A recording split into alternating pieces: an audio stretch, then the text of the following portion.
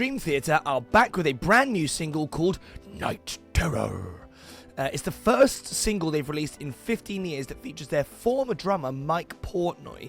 And I'm not gonna lie, that is more or less as much as I know about Dream Theater. They're one of those bands I've always liked. That every time somebody has played me a Dream Theater song, I have liked it. And there's that one I do know, Pull Me Under, which I know is probably like the most mainstream newbie one of all time to know, but I like that song like a lot.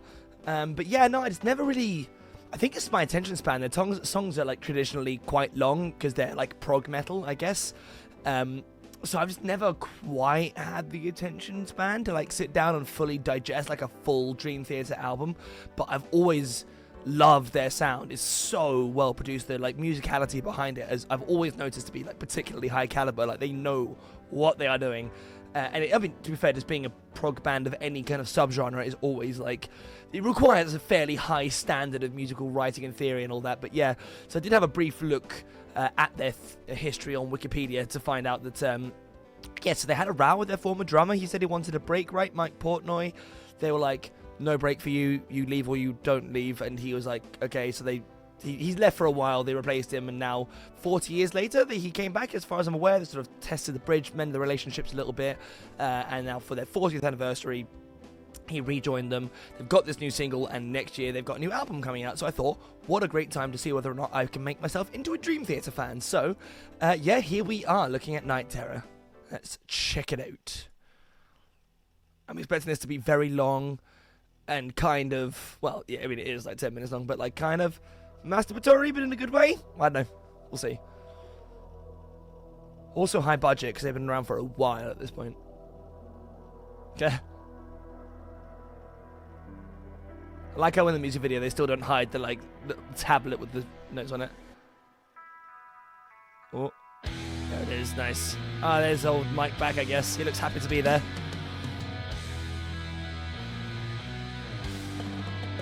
Ooh. That drum fill was nice. Good lord.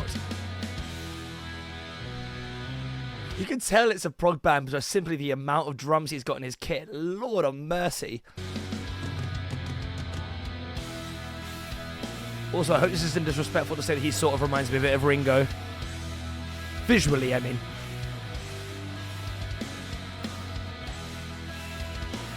Ooh, nice keyboard line.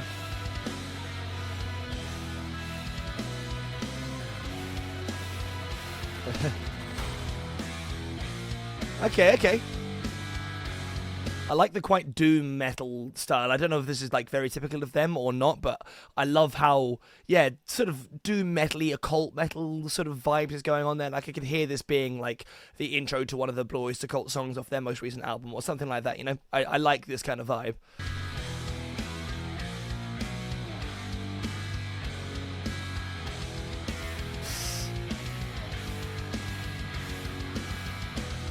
So it's double kick pedals the whole way through, you know?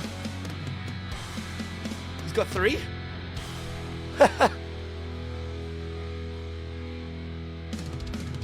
There it is. Welcome back. I love it when drummers do that. I know it's probably not like a particularly advanced technique, but I love it when they cut off and they grab the cymbal at that last second. Don't know why, it always just screams like... It's like watching... like somebody at a fancy restaurant or a bar, like making really elaborate cocktails and chucking everything around. I don't know why. It's just like a display of skill and crispness that I find appealing. There it is.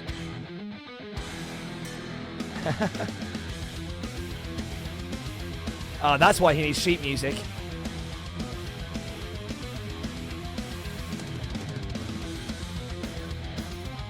It's a pretty fat riff, though. I like it.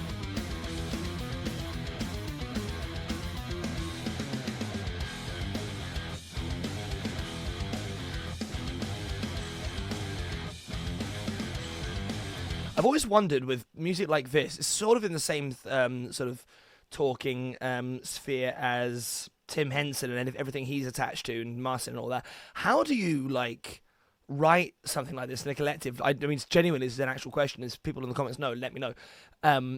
like when there's so many moving parts like this with the bass and the drums, there's so much going on with the keyboard and all that.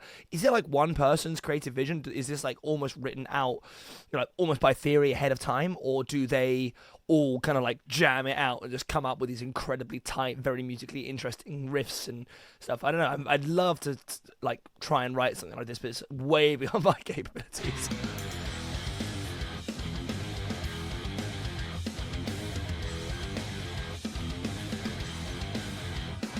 I like the little Joker thing.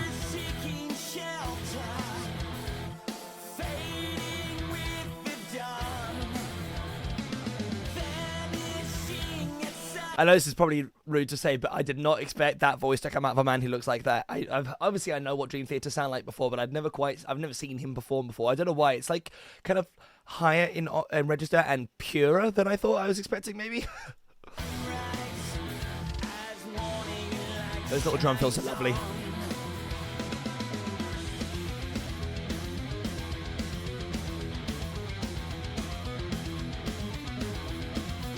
Okay, I feel like we're going to hear this riff a bit. That's a nice cut, though.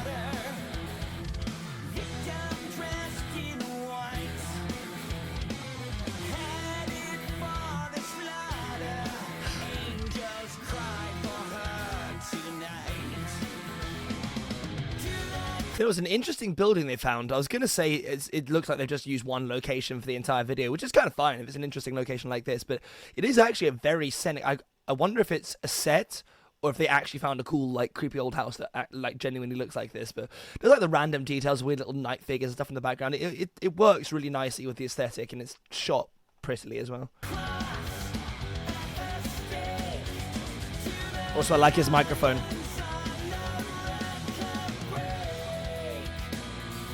Ooh. Nice little drum variation there. Haha! Is he like got a little wheel on the floor and he's like kicking it around, or is it like a little rotating platform? I love that he rotated. That was hilarious. Also, I really like the tone of that keyboard. I mean, I was about to say it's giving me Ghost vibes. I'm sure that Ghost would probably take more homage from Dream Theater, but the tone is very nice. Those harmonies are tight in the chorus as well.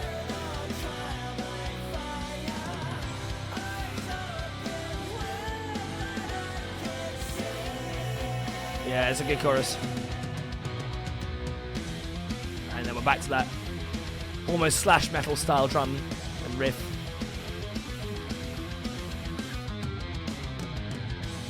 Ooh, a little rhythmic change now. Man, that transition was tight. The way that they like very slowly ramped it down over the last like maybe half bar, something like that, and they managed to change that rhythmic thing in there slightly, and like everything that was expertly done.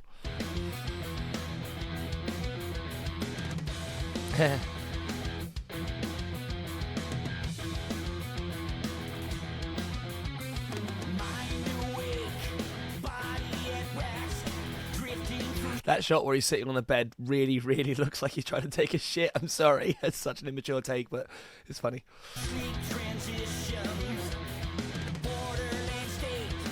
That one. It's a tricky one, you know?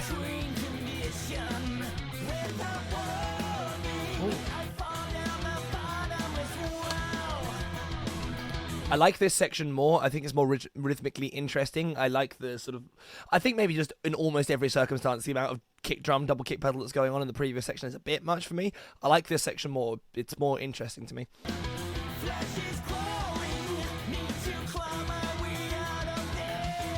Yeah.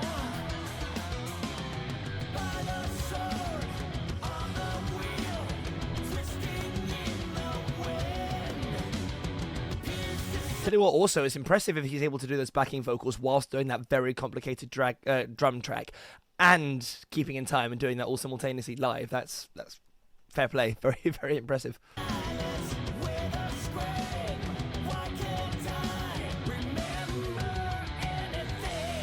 Again, that's a really nice transition.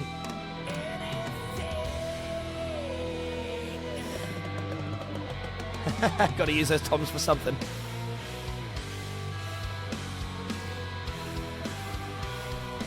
It bugs me out how the keyboard player's beard just starts at the bottom of his chin. It doesn't go over the front at all. I'm sure it's a stylistic choice. It's just I keep on thinking it's been like chopped off on the front or something. Dramatic hands. Oh, I like that melody.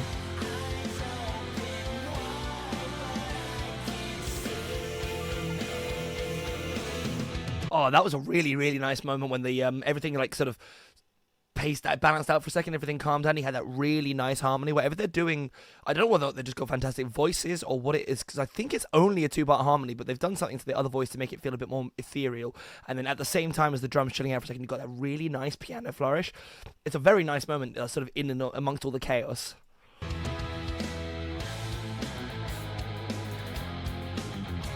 Ooh. Oh, it is on a little stick that you can spin around. That is a proper prog section now. I wonder what the time signature for this is. Ooh. Now that's not what I was expecting. The keyboard line is cool, but it almost makes me think of Ailstorm with a like slightly shit trumpet sound effects. Maybe it's on purpose, maybe it's going to turn into something else, but that immediately sounded like GarageBand to me. No, maybe it's not meant to be a trumpet, but I like the other synth tone more. That being said, I like this break though. Ooh. Yeah, organ.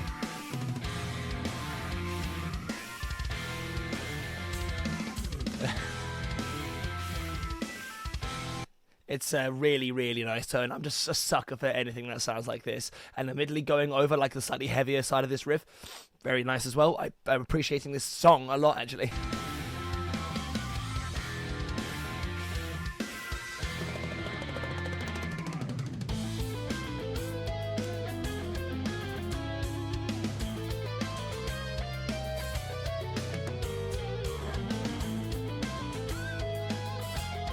This keyboard player's a hero, isn't he? These sections almost remind me of Yes. I know this is like sort of propagator of prog music and all that kind of stuff, but they're like really, the structure of the song breaks down like a lot, and you just get each of these instruments like often. I like it when they work in tandem like this, like one keyboard and one of the guitars and stuff like that. But it's really nice to see them all. It's almost got that kind of old school blues influence on it, where they're sort of taking it in turns to take their solos, and they're all getting a bit chromatic. It's a very effective tactic.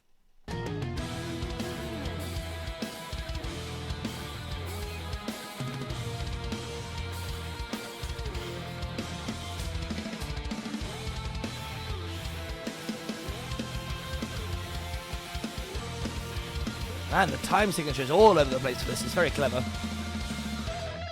Ooh. Right, now it's turned into a Dragon Force song.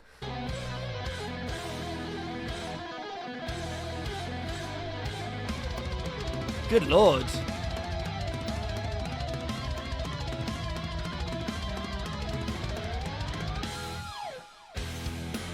Ah, clever. I like the way that it's tailed off for a second. You got that half beat of silence after that incredibly, like, crazy display of talent from a couple of the instrumentalists there. And then it just goes straight back in, like, literally one beat, back straight into that other section with a different rhythm again. The way that they're able to, like, flawlessly transition in between these sections is very impressive. Also, that guitar solo was very impressive. Need to see the bassist get their own moment to shine now. I assume it's a he, sorry.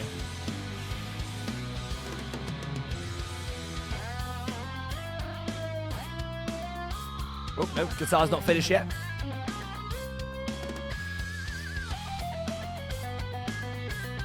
Oh, those like chromatic off notes are really, really nice. I was about to say it's reminding me a bit of Ghost again, but the way that he like bounces off those offbeat notes, off notes are very nice. Ooh. This is more my speed of guitar solo.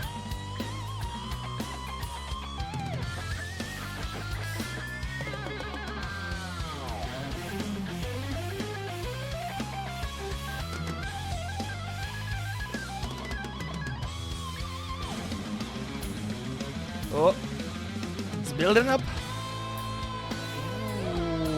cut to the halftime rhythm and get that really waily, much more Blue Oyster Cult inspired guitar. That was tight.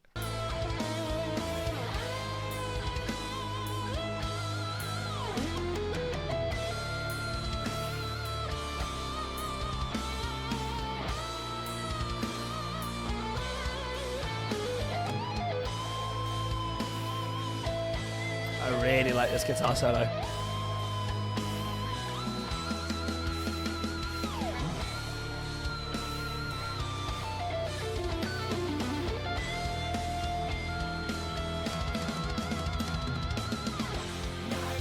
Ah, there it is. Really, really thick overlaid vocals there with those harmonies kind of like pushed like quite deep in the pan as well. Really makes it sort of like come back together from that like sort of a slightly sparser, more guitar solo section there. Nice, it's a good way to bring it back.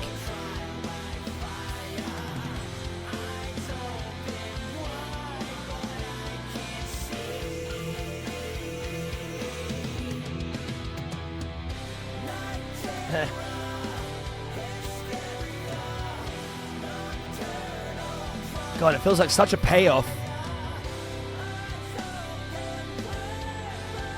He's very good at doing dramatic magic hands when he's singing. I know it's like a trait you just kind of have to have, but it always makes me laugh.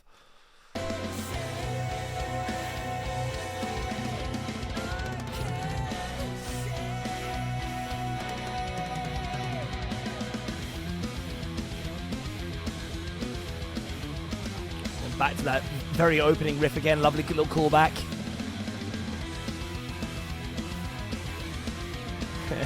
I can't get over his rotating keyboard. It's just such a funny image with the spooky house behind him with the piano and the arches and him with his little beard that only starts at the bottom and then it all spins around in circles. It's amazing.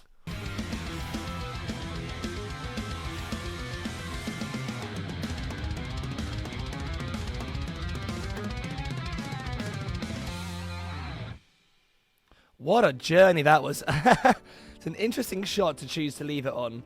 I guess it's like, the boys are back, yeah, that kind of deal. But yeah, that was great. What a bloody journey that was. That went through like 4-ish quite distinct sections, but they were all really good. And the blending of those sections is something that I will probably harp on about for a while now, but it was so smooth the way they were able to like flip between like quite dramatic changes in the rhythm and even the tones that they were using. The keyboard fluctuates quite a lot in what it was doing.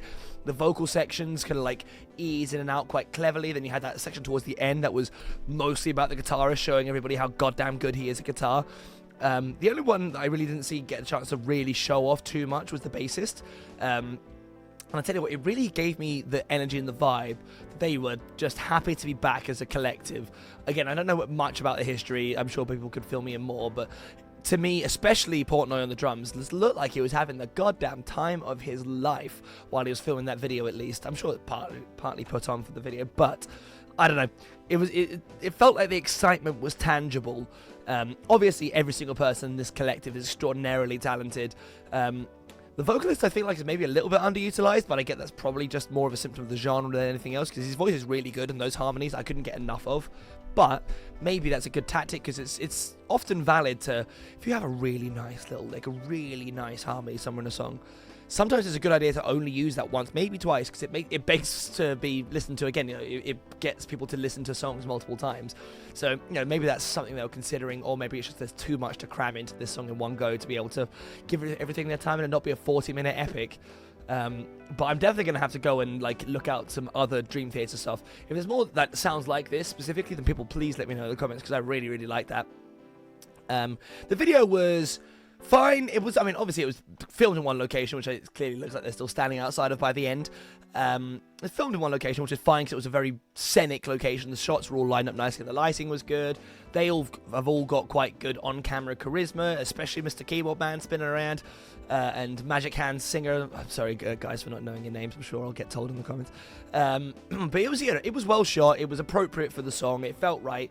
They could have maybe done some more, but whatever. It absolutely served its purpose. It didn't come across lazy or low budget. So no, overall, big win for me. I really, really like that. I'm gonna have to listen to that a few more times, and yeah, pay attention to any more singles they put out, because it seems like with this new 40th anniversary spin they got going on, everything's firing at full cylinders still. Props to them for staying this good for this long, to be honest.